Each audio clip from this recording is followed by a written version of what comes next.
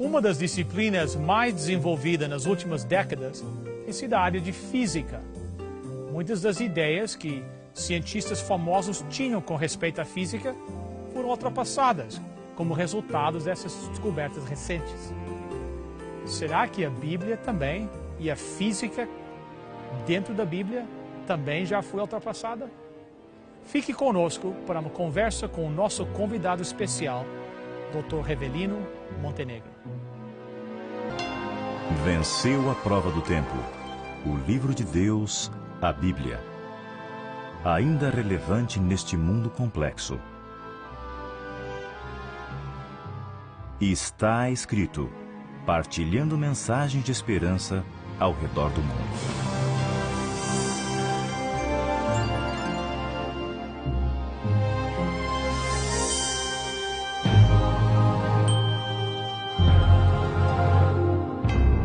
Bem, em primeiro lugar, quero dar as boas-vindas ao Dr. Montenegro, nosso convidado especial para esse programa.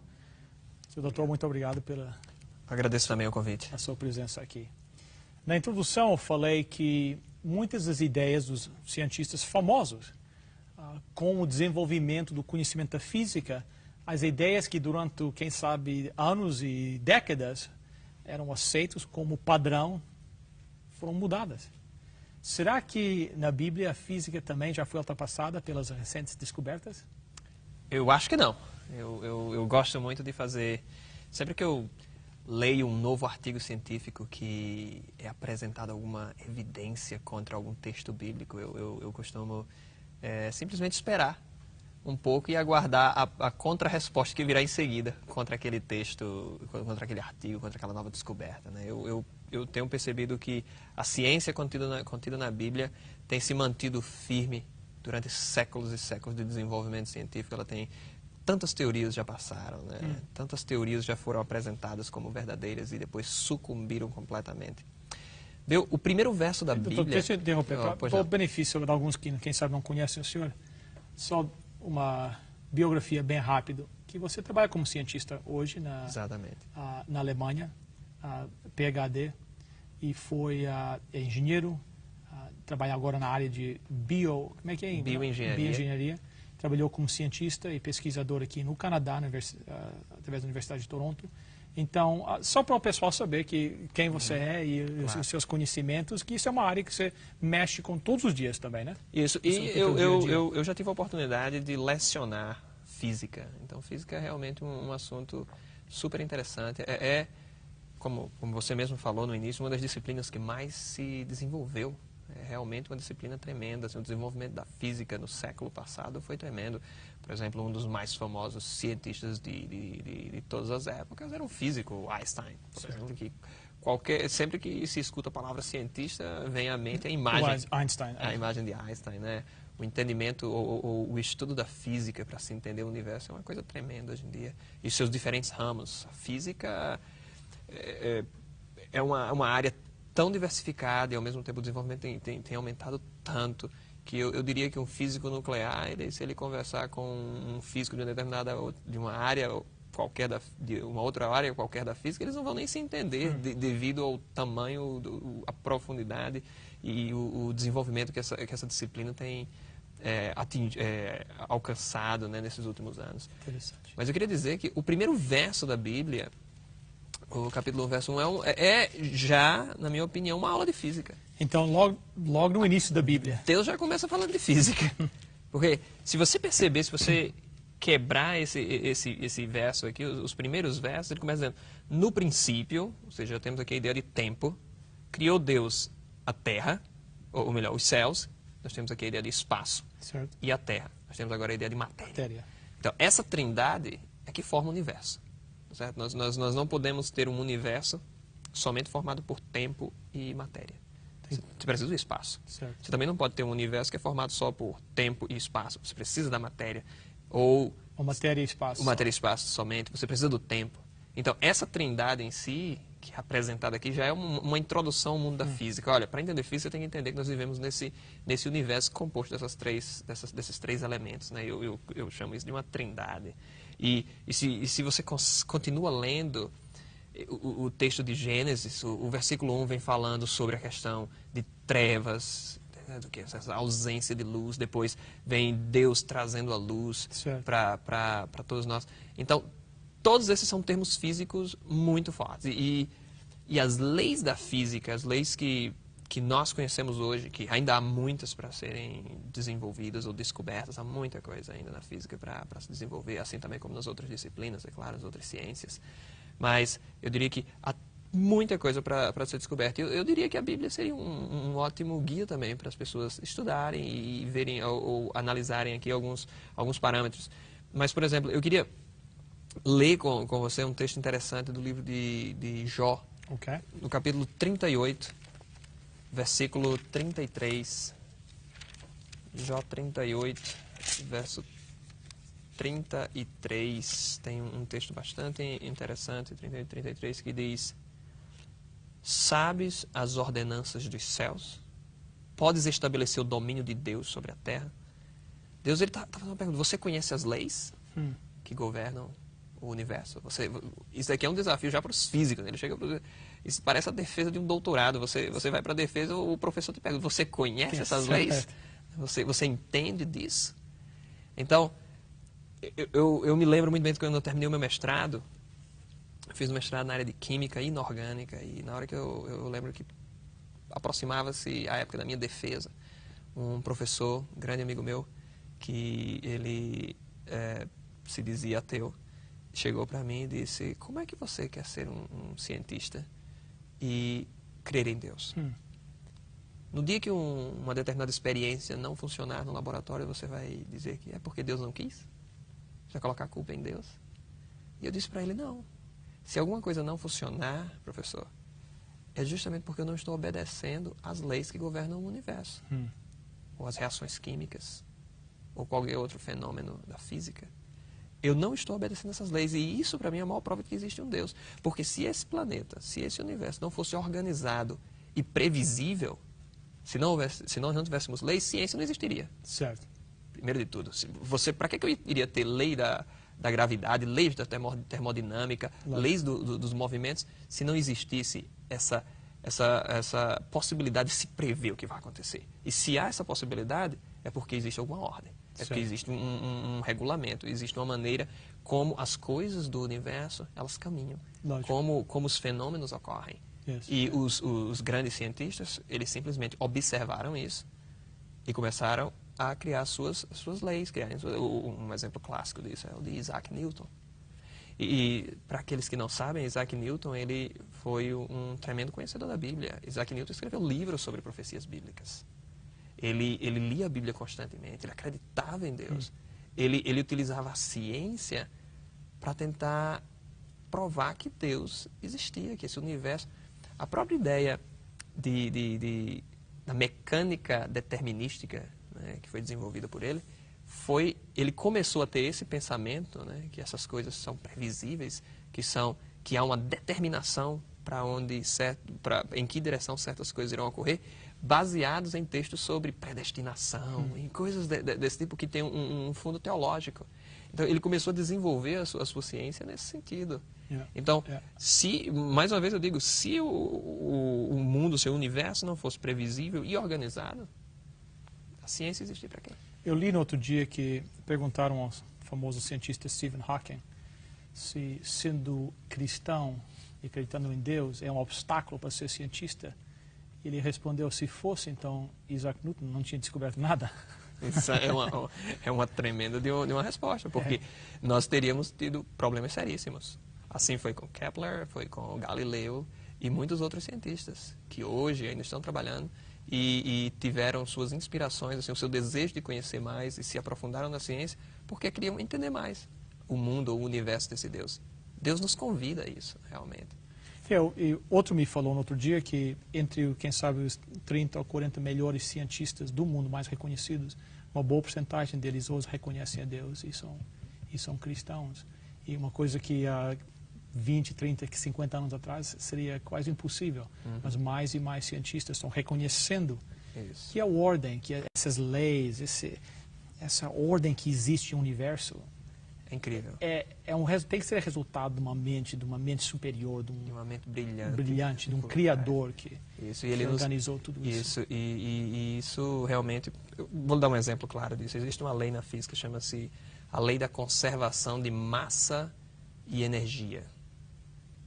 Que você já ouviu essa lei? Nada se cria, nada se perde, tudo se transforma. Certo. Está escrito na Bíblia. Vamos lá em Eclesiastes. Livro de Eclesiastes, no capítulo 3, verso 14. Na Bíblia diz: sei que tudo que Deus faz durará eternamente. Nada se lhe deve acrescentar e nada se lhe deve tirar. Isso faz Deus, para que haja temor diante dele. Então, esse texto está dizendo assim, olha, não se pode criar nada, não se pode... Tudo que existe hoje pode ser transformado. Certo? Eu lembro que há um site na internet sobre ciência, e um garotinho escreveu uma pergunta bastante interessante. Ele escreveu: com a construção de tantos prédios que nós temos no planeta, será que o planeta não vai ficar pesado e vai cair um dia? Mas parece uma pergunta boba, mas é uma pergunta de uma criança que não conhecia muito bem essa lei. Certo. Mas ela não entendia essa lei da conservação da massa, que o que está havendo aqui não há criação de novos materiais, mas simplesmente o que era areia um dia foi transformado em concreto e o prédio foi transformado. Só foi uma transformação, né? Mas a massa está ali. E essa lei já estava descrito aqui, uma lei que é real, que é absoluta, não há como fugir disso. E a Bíblia trazia essa lei física aqui. A própria ideia de um Deus transcendental, de um Deus invisível, é para nós uma maneira de nos fazer, para que a gente consiga entender certas coisas que nós não conseguimos enxergar. Por exemplo, ninguém enxerga força da gravidade, ninguém enxerga campo magnético, campo elétrico. Lógico. Mas essas coisas existem. E as leis da física existem para nos dar uma direção, nos dar uma ideia de como isso funciona. Eu fico encantado porque quantas pessoas tomam a ferramenta que foi criada por Deus, que é a ferramenta da física, a ferramenta da ciência, e se voltam contra o próprio Criador, né? E querem utilizar isso. Eu dei uma apresentação recente, eu fiz uma palestra em Berlim, e eu estava fazendo uma palestra sobre ciência e a Bíblia. E o que foi que eu fiz? Eu apresentei fotos de cientistas famosos. E eu perguntava às pessoas: vocês sabem quem é esse homem? E ninguém sabia. Eu apresentava o nome do cientista. E as pessoas falavam: não sei quem é. Eu disse: foi ele que inventou tal coisa. Inventou a aspirina. O outro, o Thomas Edison. Ninguém reconhecia a foto do Thomas Edison. E coisas desse tipo. E eu fui mostrando, e eu cheguei ao ponto e disse: sabe por que vocês não conhecem essas pessoas? Porque eles foram grandes cientistas. Eles inventaram coisas tão grandes que vocês tiraram o olhar do cientista e focalizaram na criação. Na criatura, né? Yes. É o mesmo que ocorre com Deus. Por isso que existem ateus. A criação de Deus é tão tremenda, é algo tão maravilhoso, é algo tão magnífico, que as pessoas não conseguem mais simplesmente olhar para Deus, só olham para a sua criação. Interessante. E aí adoram a criação. O livro de Romanos fala isso, que as pessoas passaram a adorar a criatura e não o Criador. E Deus deixando bem claro que Ele é o Criador de todas as coisas. Mas as leis da física, na minha opinião, são ferramentas maravilhosas para entendermos esse planeta, para entendermos o mundo ao nosso redor. E essa lei da conservação da massa e energia é um exemplo claro disso, que não dá para se criar nada, não dá para... mas somente nós vamos transformar de uma forma para outra. Uma outra lei que é difundida em toda a Bíblia e que é muito comentada entre os estudiosos da Bíblia e os criacionistas, por exemplo, é a segunda lei da termodinâmica. É algo óbvio que o universo inteiro está caminhando para um estado que nós chamamos de maior entropia, ou seja, a desorganização está aumentando, né? O que é mais fácil, organizar ou desorganizar, né? Ou bagunçar? Claro que é bagunçar. Então, isso. Então, a Bíblia mostra essa figura. A Bíblia deixa claro: olha, o universo inteiro está caminhando para um estado de destruição, de bagunça. Essa própria lei vai contra, por exemplo, a teoria da evolução, né? Não, nós estamos caminhando no caminho contrário, uma maneira, um estado de mais organização. Eu escutei recentemente uma frase de um cartunista, o Scott Adams, que publica um cartoon muito famoso, Dilbert. E ele, apesar de não crer em Deus, apesar de não ser criacionista, ele disse algo tremendo. Ele disse, olha, a teoria da evolução, ele disse, eu não posso acreditar numa teoria que teve que ser revisada tantas vezes, ela tem que estar errada. E vindo de um homem como ele, eu disse, olha, interessante sua opinião. Mas eu queria te mostrar na Bíblia que a Bíblia fala sobre essa questão da entropia, dos problemas estarem aumentando, enquanto todas as outras religiões falam, não, nós estamos caminhando para uma época de mais organização e tal, e a própria comunidade científica, não, é evolução e coisas assim. Vamos lá no livro de Romanos. Ok. Romanos, capítulo 8. Livro de Romanos, no capítulo 8, eu queria ler os versículos 20 até 22, eles não dão uma indicação clara disso. Diz, pois a criação ficou sujeita à vaidade, não por sua vontade, mas por causa daquele que a sujeitou, na esperança de que também a própria criação será libertada do cativeiro da corrupção para a liberdade da glória dos filhos de Deus. Sabemos que toda a criação geme como se estivesse com dores de parto até agora. Olha só esse termo de gemer, de sofrer. Está mostrando que o universo, que a criação, ou seja, aquilo que Deus criou, está padecendo, né? Está passando por problemas, está sofrendo cada vez mais. E isso é uma indicação clara. E há muitos outros versos na Bíblia que mostram, olha, esse planeta jaz nas trevas, né? Esse planeta caminha para a destruição. Que mostram, eles confirmam a segunda lei da termodinâmica. Que, olha, o universo está caminhando para um estado de maior entropia. Deixa eu só interromper aqui, porque essa é uma das coisas que eu acho muito interessante. Como é que os cientistas que acreditam na evolução, qual é a resposta deles quando a teoria da evolução entra em contradição a essa segunda lei da termodinâmica? Qual é a resposta deles? O que você ouve por aí? Não, a única resposta que eles dizem é que se você coloca energia no sistema, você pode anular essa entropia, né? Só que, ou seja, ele está dizendo que a entropia do universo está realmente aumentando em sistemas que nós chamamos de sistemas fechados, né? Ou melhor, abertos, desculpe-me. Que a energia está se dissipando, mas se você conseguir fechar o sistema e colocar inserir energia ali, você pode resolver esse problema. Só que se você olhar de uma figura maior para uma figura maior, o que nós vemos é que o universo inteiro, o que estaria fora do universo colocando energia? Isso aqui é o ponto. A energia viria de onde? Exatamente. Então não existe. Na verdade, o que eles estão fazendo é transferindo o problema. Por exemplo, os descobridores do formato do DNA, eles chegaram à conclusão, olha, é muito complexo para ter surgido aqui por acaso. Então, os descobridores da hélice tripla, né, do DNA, eles afirmam que, na verdade, não, as células que originaram a vida aqui na Terra, essas moléculas que originaram a vida na Terra, elas vieram de outro planeta. Ou seja, transfere o problema para outro planeta e deixa eles resolver por lá, porque o negócio aqui é muito complexo. Então, isso é uma demonstração clara de não querer admitir que a possibilidade de Deus ter criado é uma possibilidade lógica, uma possibilidade óbvia, e simplesmente querer fugir do problema, simplesmente transferindo o problema para mais distante. Esse aqui é o ponto, para mim, que é de mais frustração, é que eu acho que as pessoas têm o direito de rejeitar a Deus, claro, embora eu acho que seja a decisão errada, mas quando eles indicam que acreditar num Criador não é lógico, é lógico. Acreditar num Criador se encaixa dentro das leis da ciência. Claro. Eu acreditando num Criador não é preciso violar nenhuma das leis físicas, nenhuma das leis que governam o universo. Claro. Então é uma hipótese lógica. Exatamente. E para eles concordarem com isso é difícil, né? Claro, são duas escolas de pensamento, né? São duas escolas que, nós temos uma escola que diz, não, Deus é o Criador, outra que diz, não, não é, e aí as diferentes escolas têm suas opiniões, até mesmo seus preconceitos, e elas continuam lutando, e na verdade isso vai sempre existir até Jesus Cristo voltar. Essa é a minha opinião. O que nós podemos fazer é o seguinte, não, estão aqui existe lógica, viu, no que nós estamos falando aqui. Por muito tempo nós fomos tomados como bobos.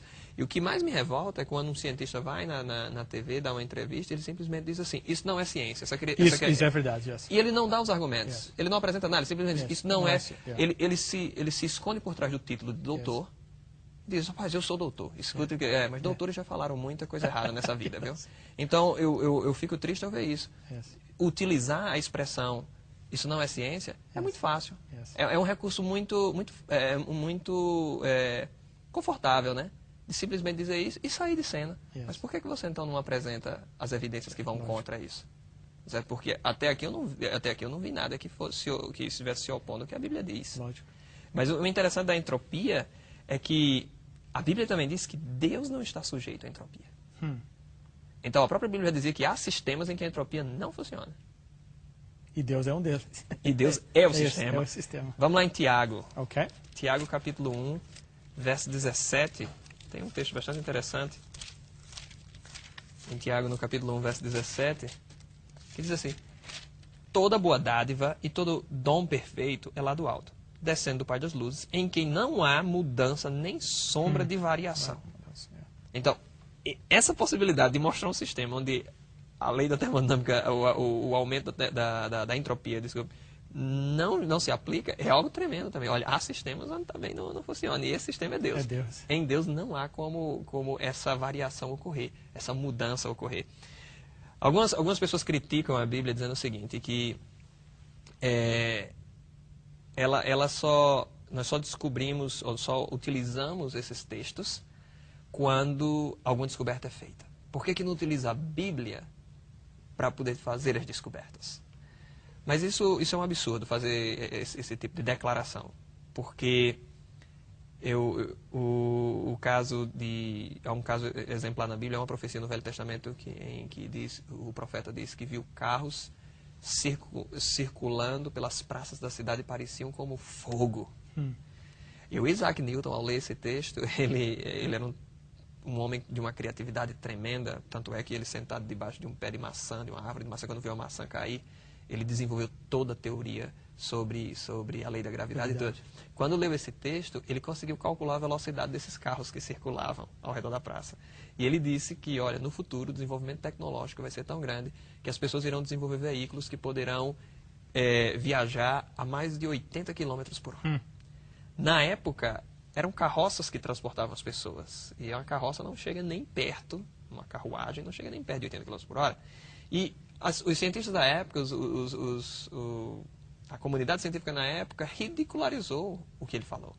O Voltaire chegou a declarar que a Bíblia havia arruinado a cabeça de Isaac Newton, dizendo uma coisa dessa. Depois de tantos séculos, o que a gente vê hoje? Nós vemos veículos que andam a muito mais 80. Principalmente se você for dirigindo uma Autobahn na Alemanha. Aí você vai ver carros a 200 km por hora. Então, eu fico impressionado. Não, a Bíblia já dizia isso, olha. E há muitas outras coisas. Mas, mais uma vez, a Bíblia se preocupava, ela deixou a física em nossas mãos, Deus deixou a química em nossas mãos. Olha, aprenda aí, vai lá, começa a estudar e vocês vão descobrir mais ainda desse Deus maravilhoso. Que maravilha. Bem, doutor, muito obrigado outra vez pelas suas observações interessantes, e eu sei que os telespectadores estão gostando muito desses programas e espero em breve tê-lo junto conosco mais uma vez. Vai ser um prazer. Vamos terminar nosso programa com uma oração. Nosso Deus e nosso Pai, como nós te agradecemos por tudo, pelos milagres que o Senhor faz diariamente. Ao nós lermos estes textos aqui e ver a ordem, essas leis, tudo que o Senhor contém aqui na Bíblia, para mostrar para nós que esta é a palavra, que esta é a tua palavra, que aqui contém verdade. Deus, nossa oração hoje, que todo telespectador possa abrir a sua Bíblia e lê-la, estudá-la, e lá encontrar um Deus misericordioso, um Deus de amor. Esteja com cada pessoa ouvindo a minha voz hoje. Nós te suplicamos, em nome e por amor de Jesus. Amém.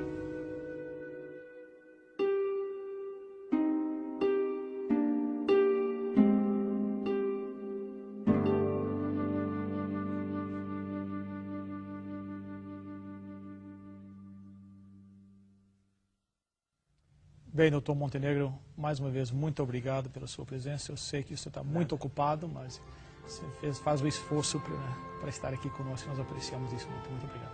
Nada. O nosso amigo telespectador, o programa que acabaram de assistir pode ser revisto no nosso website www.estaescrito.ca. Lá podem encontrar todos os programas do Está Escrito na língua portuguesa. Espero que possam visitá-lo e fazer uso desse recurso. Bem, até a próxima semana. Eu prometo estar aqui mais uma vez com mais um programa do Está Escrito, mesmo horário, mesmo canal. Até lá, lembre-se, está escrito: nem só de pão viverá o homem, mas de toda a palavra que procede da boca de Deus.